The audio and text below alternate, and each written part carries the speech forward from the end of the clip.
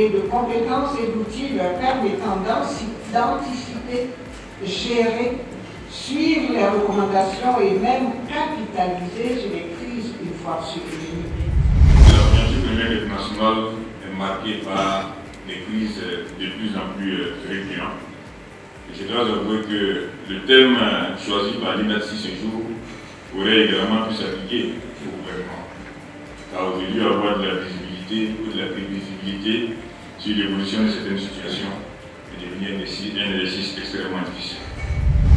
Le message que l'INATSI adresse ce matin à chacun de nous, c'est celui-ci. Restons humbles et ne cessons jamais d'apprendre en matière de gouvernance.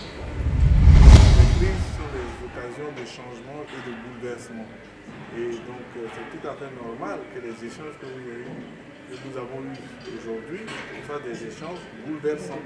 Et c'est tout à fait normal que les dirigeants d'entreprise entendent ce type de messages qui vont les bouleverser de l'intérieur et qui vont les obliger donc à prendre de nouveaux sens, de nouvelles directions pour engager leurs entreprises vers de nouveaux chemins.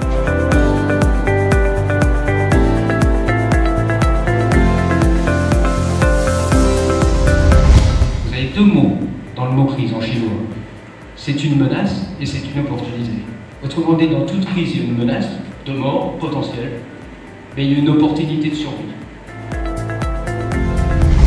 Vous savez ce qu'on dit sur la Côte d'Ivoire? En France, on dit que vous avez perdu 90% de votre couvert forestier.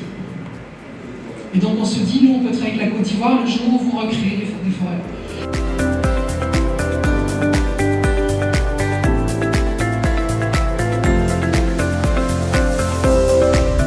Ils disent qu'en 2063, tout le monde aura une voiture, tout le monde aura une maison, tout le monde aura de l'électricité, tout le monde aura de l'eau.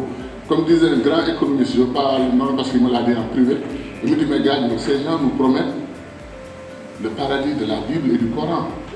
Ils pensent que l'Afrique va incarner le paradis du Coran et de la Bible sur terre ici. C'est-à-dire vous pensez à du miel et vous avez du miel dans la bouche.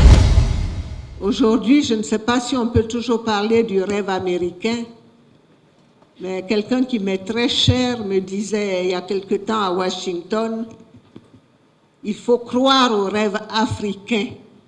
Nous avons tous les éléments, il ne nous reste plus que la volonté. Mettons-nous ensemble et avançons. Voilà, je voudrais clôturer là mes propos en souhaitant bon retour dans vos pays respectifs à tous nos frères et sœurs venus de loin. Bon retour dans vos familles et vos entreprises, aux participants locaux.